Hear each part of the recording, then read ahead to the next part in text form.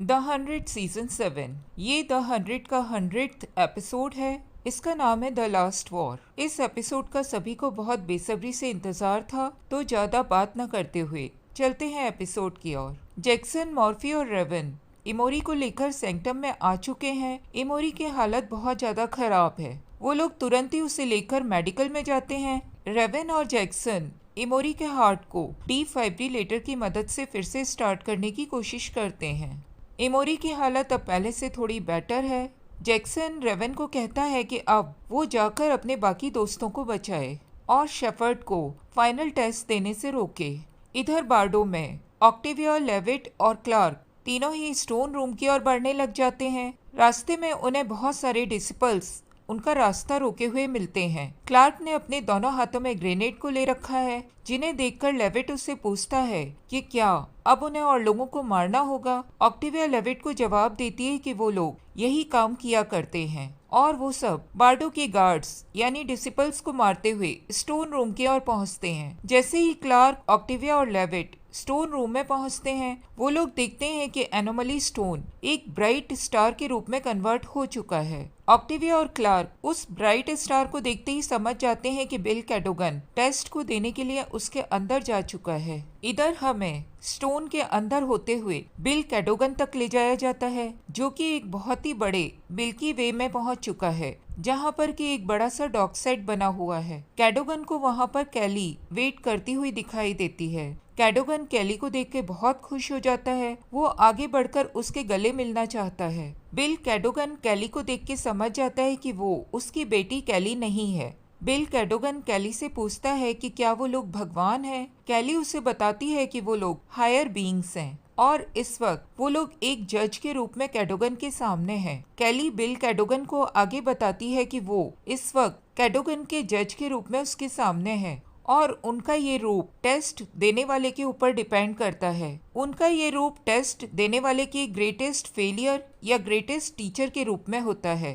कैली bill कैडोगन का greatest teacher और greatest failure दोनों ही थी, इसीलिए इस टेस्ट के जज के रूप में कैली बिल कैडोगन के सामने खड़ी हुई है। कैली बिल कैडोगन को बताती है कि ह्यूमन रेस से उसके सामने पहले बेक्का भी आ चुकी है और बेक्का ने इस टेस्ट को देने से मना कर दिया था। कैली बिल कैडोगन से पूछती है कि क्या वो ह्यूमन रेस की तरफ से इस टेस्ट को देने के लिए तैयार है। बिल कैडोगन इस वक्त समझ जाता है कि जॉर्डन सही कह रहा था। ये एक फाइनल वॉर नहीं थी, ये एक फाइनल टेस्ट था जो कि ह्यूमन रेस का फेट डिसाइड करेगा। ये टेस्ट ये डिसाइड करने वाला है कि ह्यूमन रेस हमेशा के लिए खत्म हो जाएगी या फिर वो अपने हायर बीइंग से मिलकर उनके रूप में सदा के लिए अमर हो जाएगी और उस रोशनी को पा लेगी जिस रोशनी को बिल कैडोगन पाना चाहता था। अब हम चलते हैं सेकेंड ऑन बंकर की ओर, जहां पर बाकी बचे हुए लोग हैं। होप बहुत ज्यादा डिस्टर्ब फील करती है।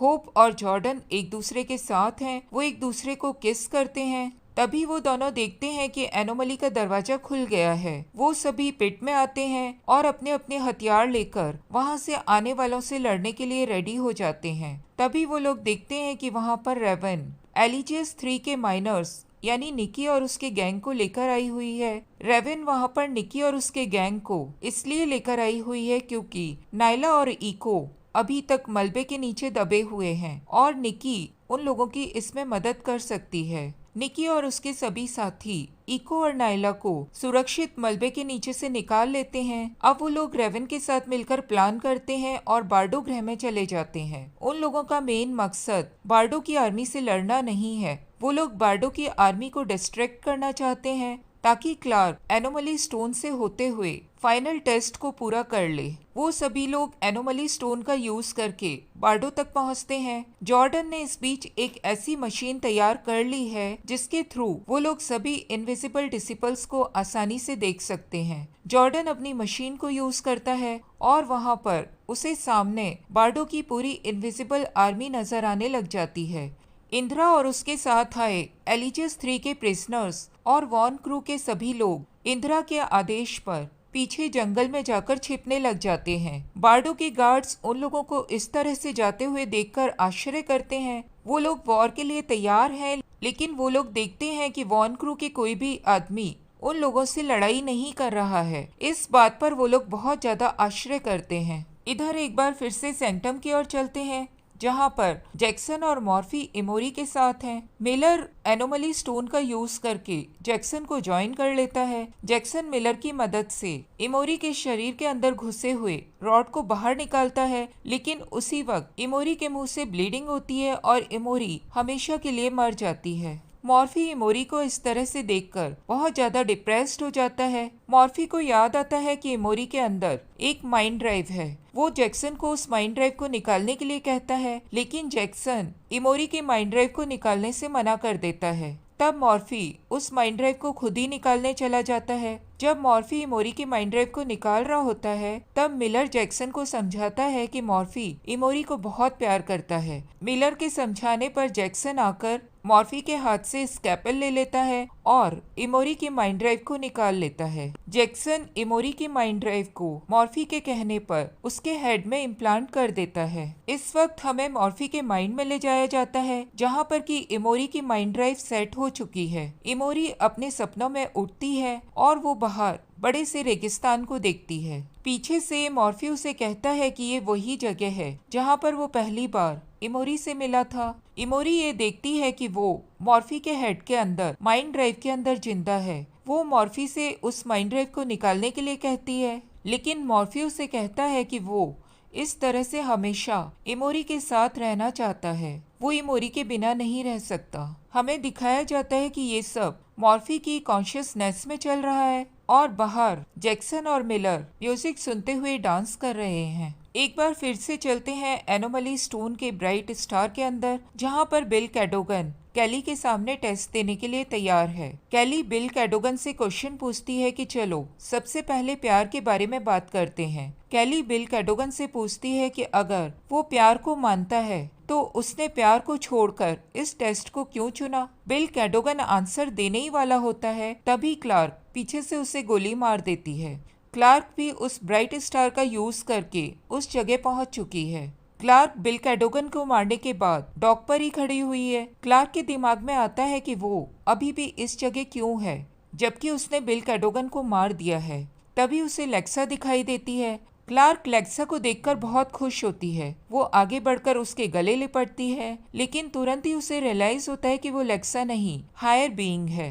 लेक्सा के रूप में हायर बीइंग क्लार्क से कहती है कि बिल कैडोगन ने टेस्ट को देना शुरू कर दिया था और अब वो लोग इस टेस्ट को बीच में नहीं रोक सकते हैं, इसीलिए उस टेस्ट को क्लार्क को कंटिन्यू करना होगा। क्लार्क इस टेस्ट को देने के लिए तैयार हो जाती है। एनोमली स्टोन के बाहर खड़े हुए ऑक्टिविया और लेविट आपस में बात करते हैं। ऑक्टिविया को ऐसा लगता है कि क्या इस टेस्ट के सफल होने के बाद बेलेमी भी वापस आ जाएगा। लेविट ऑक्टिविया को बताता है कि इस टेस्ट को पास करने के बाद सिर्फ जो जिंदा है वही हायर बीइंग्स में कन्वर्ट होगा। जो मर चुके हैं ये टेस्ट उन लोगों के लिए नहीं है। ऑक्टिविया ये सुन के थोड़ा दुखी होती है। फिर ऑक्टिविया और लेविट बार्डो की आर्मी को डिस्ट्रैक्ट करने के लिए और अपने लोगों का साथ देने के लिए वहां से चले जाते हैं। अब चलते हैं क्लार्क और लेक्सा की ओर। लेक्सा क्लार्क से पूछती है कि उसने शेफर्ड को क्यों मार दिया, जबकि शेफर्ड के पास कोई हथियार नहीं था। क्लार्क लेक्सा को बताती है कि उसने बिल कैडोगन को इसीलिए मारा क्योंकि उसने उसकी बेटी मैडी को मार दिया था। लेक्सा के पूछने पर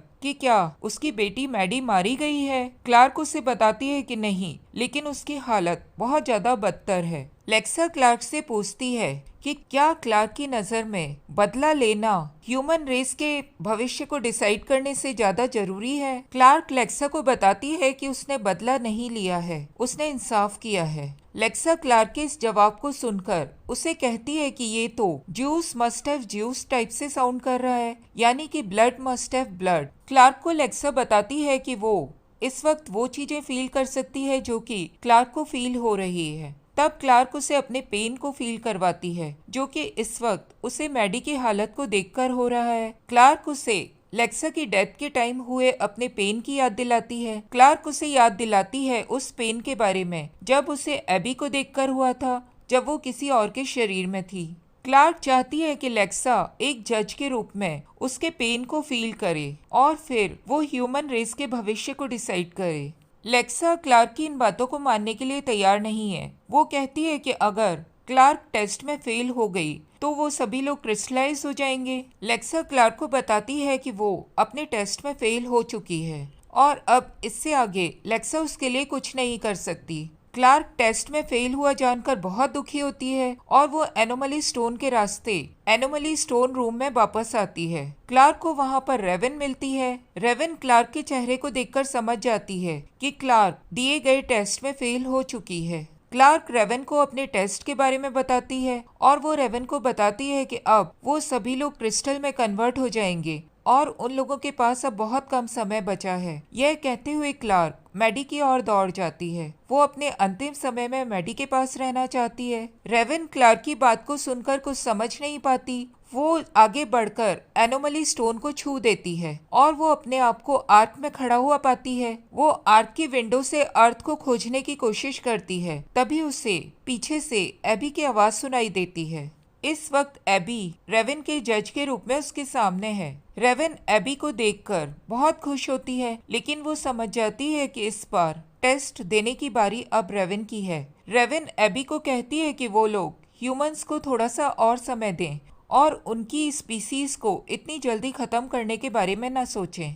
रेवन एबी को कहती है कि ह्यूमंस को अपने आप को सुधारने का और मौका देना चाहिए, लेकिन एबी रेवन की इस बात को सुनने के लिए तैयार नहीं होती। वो रेवन को उस बैटलफील्ड की ओर ले जाती है जहां पर एक और बार्डो के गार्ड्स हैं और एक और इंद्रा अपनी आर्मी के साथ खड़ी हुई है। उन लोगों के बीच में लड़ाई अभी भी शुरू नहीं हुई है। एबी रेवन को बताती है कि यहाँ पर अभी थोड़ी देर में इन दोनों समुदाय के बीच में लड़ाई शुरू हो जाएगी और ह्यूमंस में कोई भी जिंदा नहीं बचेगा। एबी रेवन को बताती है कि ह्यूमंस हमेशा ऐसे ही करते हैं, हमेशा वो एक दूसरे से लड़ते रहते हैं और उनका एंड इसी तरह के युद्ध से होता है। रेवन एबी की इस बात को मानने से मना कर देती है। रेवन एबी को कहती है कि यहाँ पर इंदिरा की आर्मी सिर्फ बार्डो के गार्ड्स को डिस्ट्रैक्ट करने के लिए आई हुई है। वो लोग युद्ध नहीं करना चाहते। लेकिन एबी रेवन को एक तरफ इशारा करके दिखाती है कि वहाँ पर शेड हेडा खड़ा हुआ है। शेड हेडा जानबूझकर कुछ गोलियां बार्डो के गार्ड्स की ओर चला देता है। बार्डो के गार्ड्स ये समझते हैं कि इंदिरा और उसके साथियों ने उन पर हमला कर दिया। वो लोग भी जवाबी हमला करना शुरू कर देते हैं। रेवन शेड हेडा को मना करने के लिए आगे बढ़ती है। तब एबी उसे बताती है कि यहाँ पर कोई भी उसे देख और सुन नहीं सकता है। रेवन लाचार होकर एबी के पास खड़ी रह जाती है। उसी वक्त वहाँ पर लेविट, इको और ऑक्टिविया दौड़ते हुए आते हैं और बीच में घुसकर उस वॉर को रुकवाने की कोशिश करते हैं। लेविट को बार्डो के कुछ गार्ड्स की गोलियां लग जाती है। ऑक्टिविया और इको लेविट को बचाने के लिए आते हैं, तब इको भी घायल हो जाती है। ऑक्टिविया चिल्लाकर बार्डो के गार्ड्स को बताती है कि क्या इसी दिन के लिए उन लोगों को तैयार किया गया था। वो बार्डो के गार्ड्स को याद दिलाती है कि उन लोगों को मैनकाइंड के लिए लड़ने के लिए तैयार किया गया था और अब जब मैनकाइंड को सेव करने की बारी आई है तब वो लोग लड़ाई कर रहे हैं। एबी ये सब देखकर रेवन को कहती है कि ह्यूमंस कभी भी वॉयलेंस से दूर नहीं रह सकते, वो लोग आखिर में यही करते हैं। एबी रेवन को कहती है कि वो भी क्लार्क के ही समान इस टेस्ट को हार चुकी है और अब ह्यूमन रेस के खत्म होने की बारी आ गई है।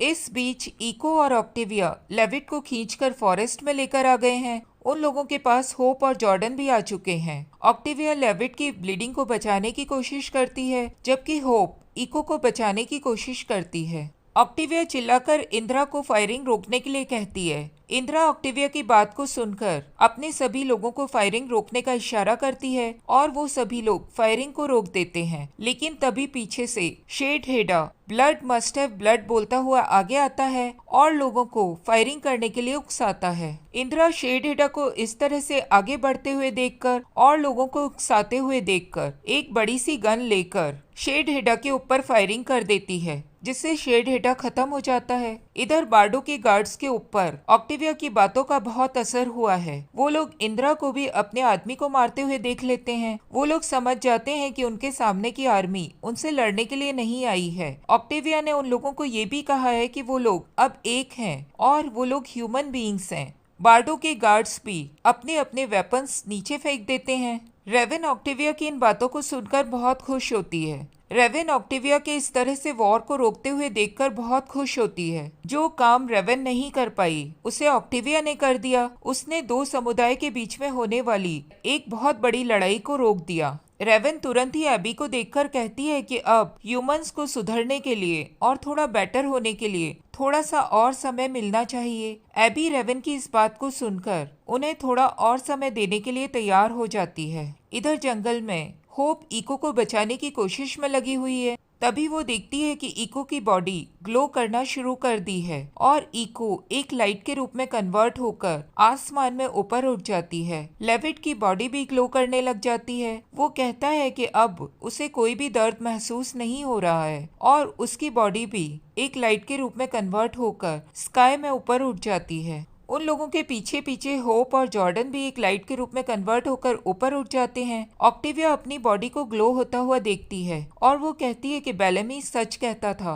आखिर में वो लोग हायर बीइंग्स के साथ मिल जाएंगे और अमर हो जाएंगे और वो भी एक लाइट के रूप में कन्वर्ट होकर ऊपर उठ जाती है। इधर सैंक्टम में मॉर्फी और इमोरी भी मॉर्फी के माइंड स्पेस में है। उन दोनों की बॉडी भी ग्लो करने लग जाती है और वो दोनों भी एक लाइट के रूप में कन्वर्ट हो जाते हैं। अब हमें क्लार्क और मैडी की ओर ले जाया जाता है। मैडी भी ग्लो होना शुरू हो जाती है लेकिन वो अपने आप को जाने से रोकती है। क्लार्क उसकी बॉडी को ग्लो होते हुए देखती है और समझ जाती है कि रेवेन उसके पीछे टेस्ट देने के लिए गई थी और उसने टेस्ट पास कर लिया है। क्लार्क मैडी को कहती है कि वो अपने आप को लाइट में कन्वर्ट होने से न रोके। क्लार्क हमेशा उसके साथ रहेगी और उससे हमेशा प्यार करती रहेगी। मैडी क्लार्क की इस बात को सुनती है और लाइट में कन्वर्ट होकर स्काई में ऊपर चली जाती है। वहाँ मौजूद सभी लोग लाइट में कन्वर्ट हो जाते हैं। बस अकेली क्लार्क ही वहाँ पर बचती है। क्लार्क हेलमेट का यूज करके सैंक्टम में जाती है। क्लार्क सैंक्टम में जाती है तब वहाँ पर उसे कोई नहीं मिलता। वहाँ पर उसे मैडी का डॉग पिकासो मिलता है।